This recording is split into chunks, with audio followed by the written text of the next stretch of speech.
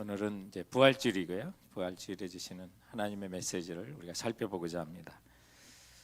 저희들의 본문은 소위 사도 바울의 제3차 전도 여행이라고 하는 그 과정 속에 있습니다.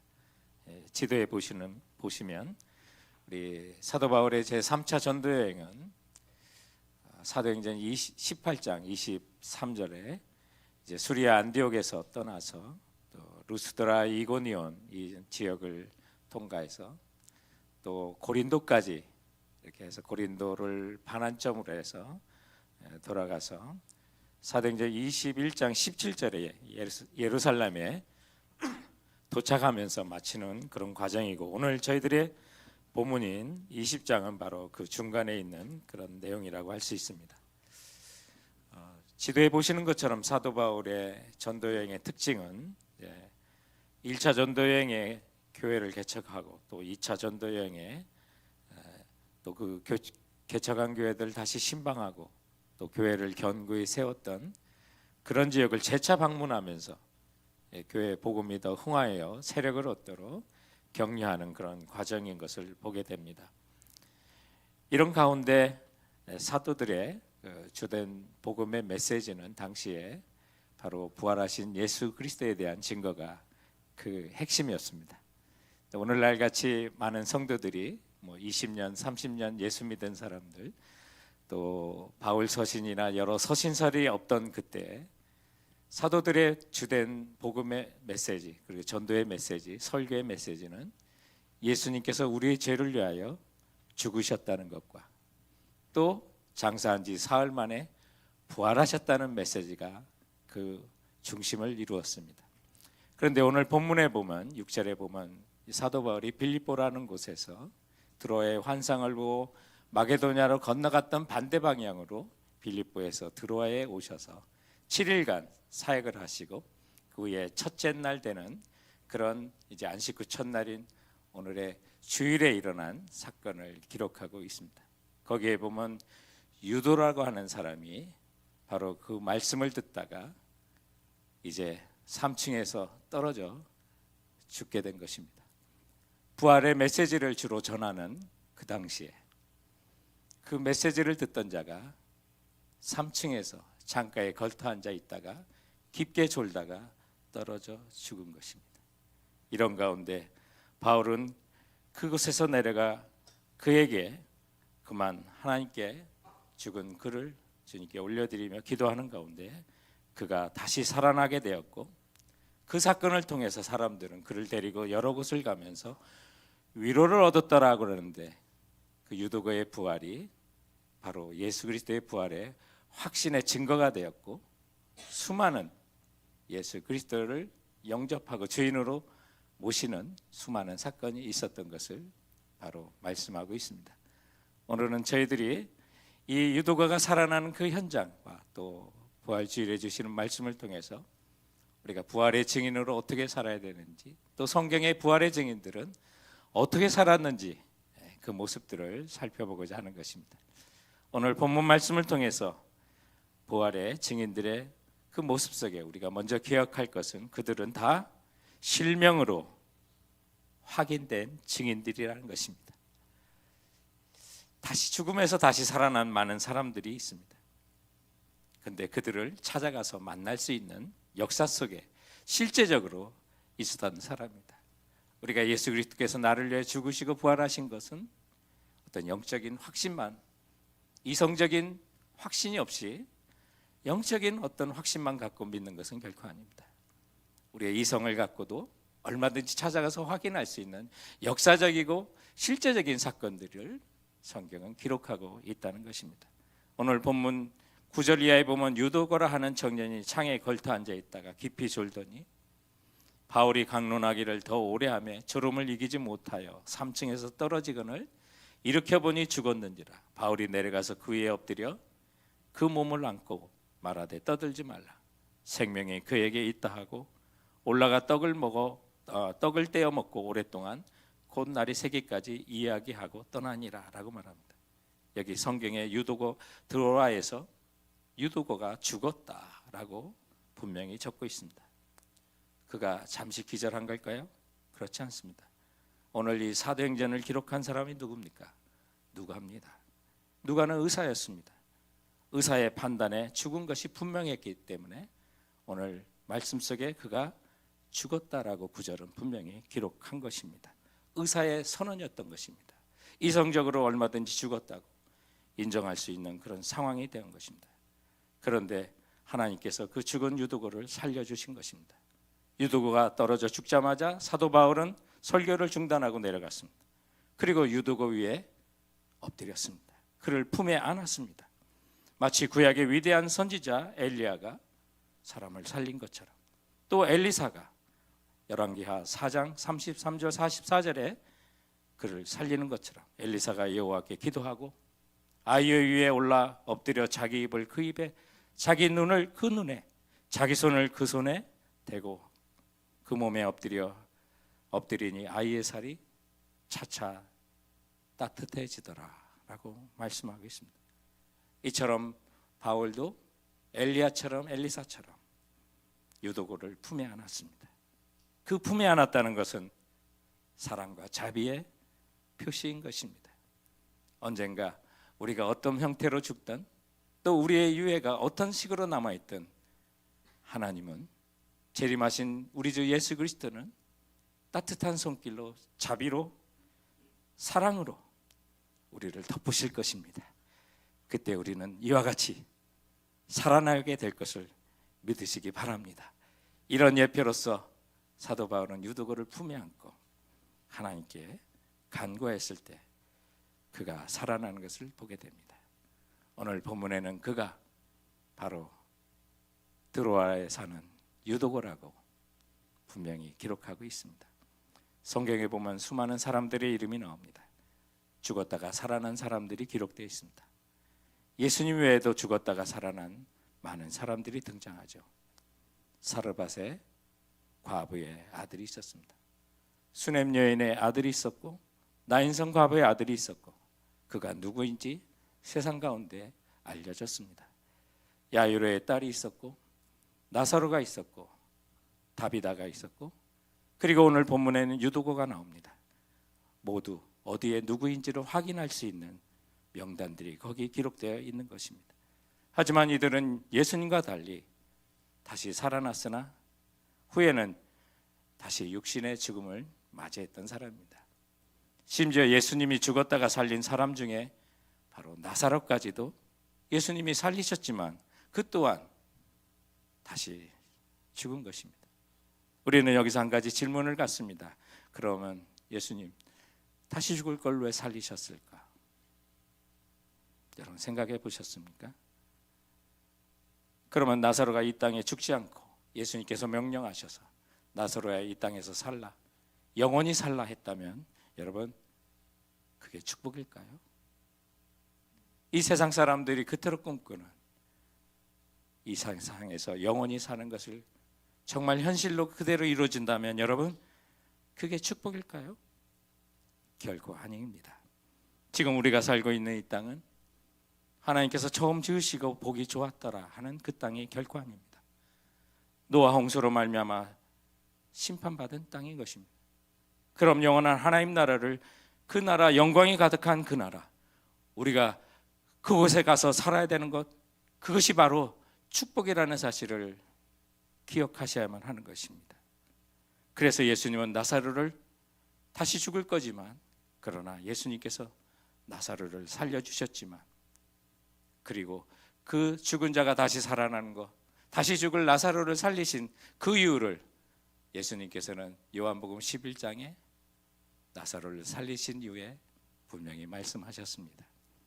요한복음 11장 25절부터 26절에 보면 예수께서 이르시되 나는 부활이요 생명이니 나를 믿는 자는 죽어도 살겠고 무릇 살아서 나를 믿는 자는 영원히 죽지 아니하리니 이것을 내가 믿느냐라고 말했습니다.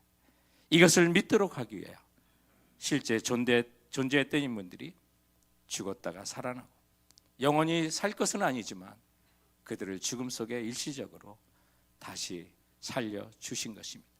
그러므로 유두고가 살았고 나사로가 다시 살았던 그 모든 진정한 메시지는 예수 그리스도가 부활이요 생명이니 누구든지 예수 그리스도를 믿는 자마다 죽어도 살겠고 무릇 살아서 믿는 자는 영원히 죽지 아니하는 사실을 믿도록 하기 위하여 주님께서는 죽은 자를 살려주시고 오늘 바울은 유두고를 살려주셨다는 사실을 기억하시기 바랍니다.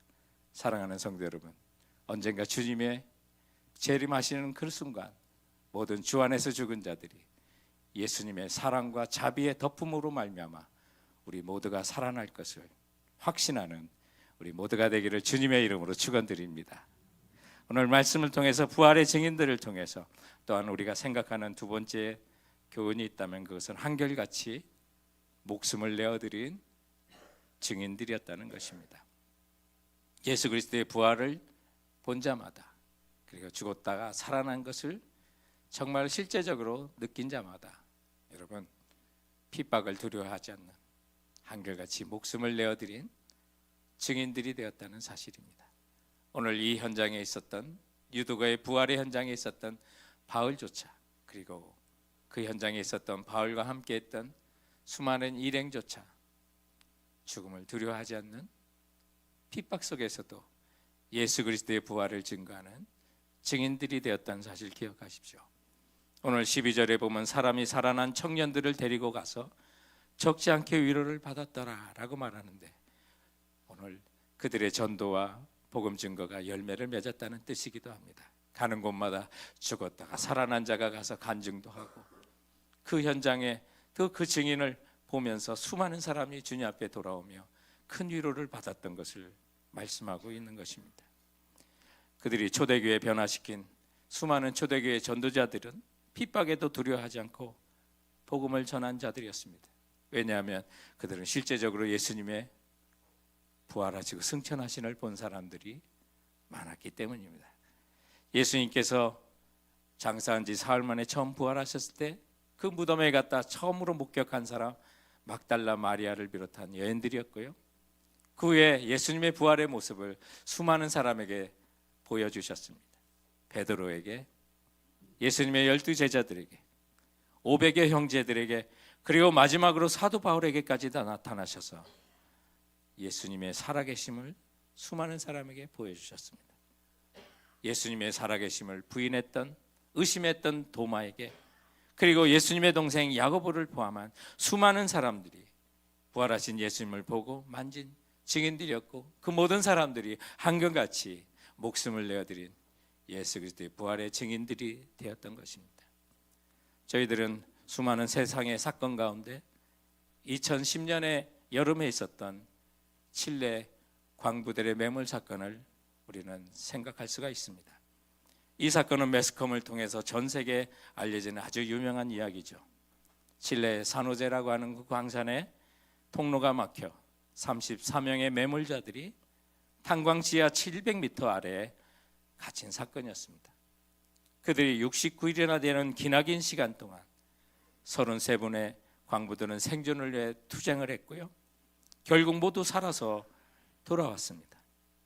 구출되기 직전에 매몰자들이 탄광 지상 구조팀과 소통을 위해 뚫은 구멍으로 소형 카메라를 통해서 전체 45분간의 영상 가운데 약 5분의 분량이 세상의 방송으로 알려지기도 했습니다. 광부들은 직접 동영상을 찍으면서 자신들이 피난한 피난처 구석구석을 보여줬습니다. 한 광부는 매몰자들이 생활하는 여러 공간과 함께 양치질에 쓰는 작은 컵까지 카메라에 담으면서 우리는 모든 것을 정돈해 놓았습니다라고 했습니다. 지하의 한 안내자 광부는 이곳에서 카드를 치면서 즐긴다고 그런 말까지도 하면서 생존의 막다른 상황 속에서도 전혀 걱정하지 않는 모습으로 세상 가운데 보여주었습니다. 그러면서 그들은 우리는 매일 만나 이곳에서 기도하고 33명의 광부들이 모든 결정을 함께 내린다고까지 했습니다.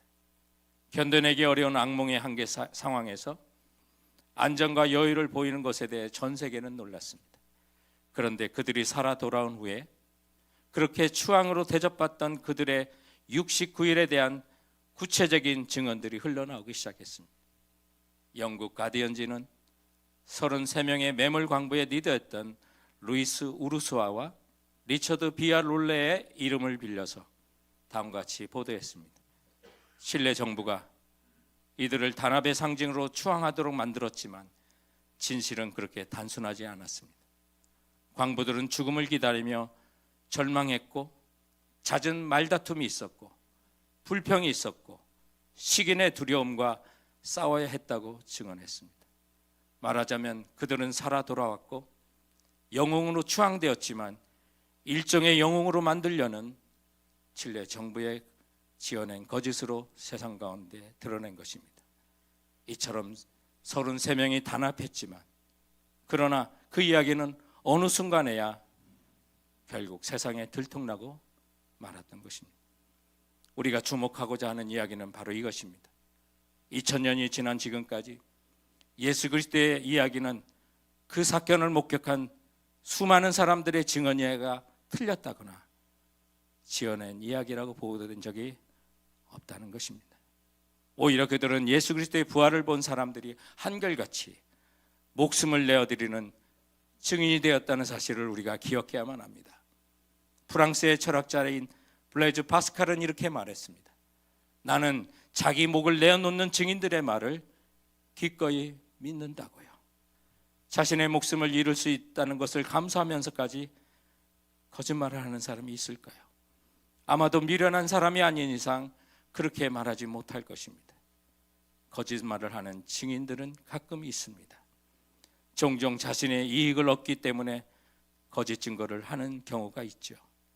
만일 어떤 대가를 준다고 하면 사람들은 그 대가를 바라고 거짓 증거를 해주기도 합니다.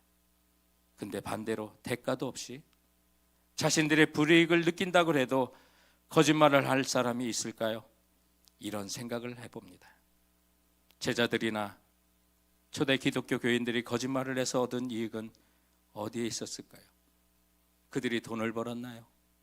예수 그리스도의 부활의 증거로 목숨을 잃어가면서 그 어떤 세상의 명예를 얻었나요?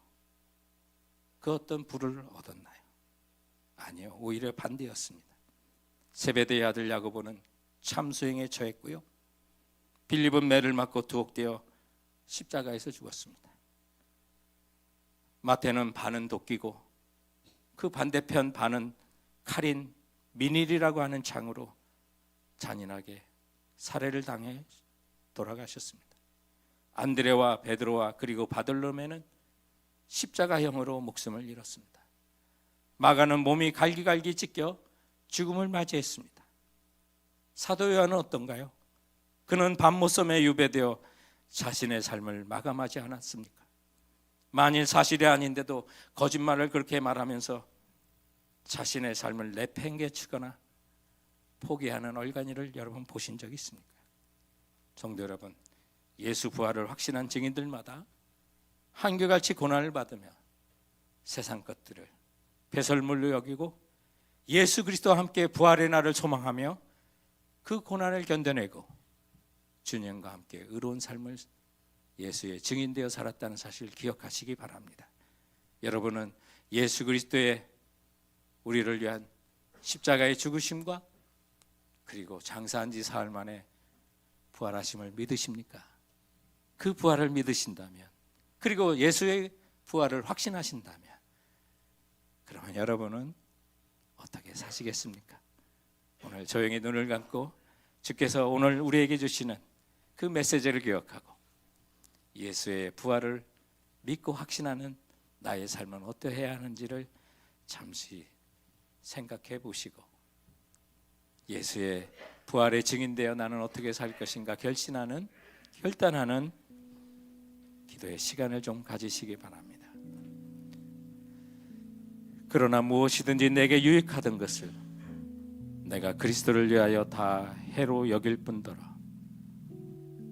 또한 모든 것을 해로 여김은 내 주 그리스도 예수를 아는 지식이 가장 고상하기 때문이라.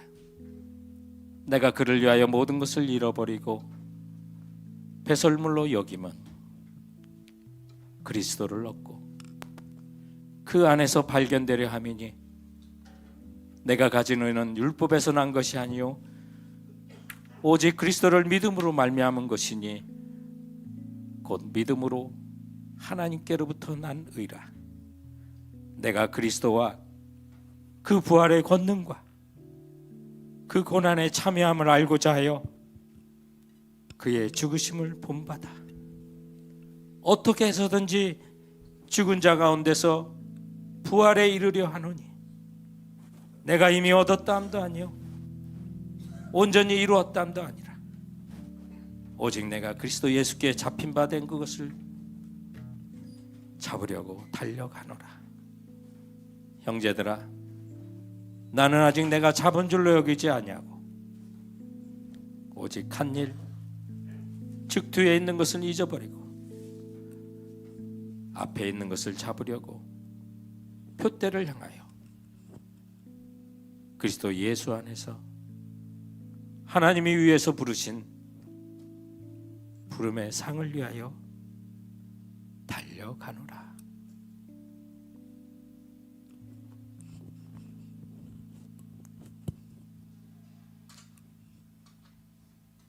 이제는 주님의 부활의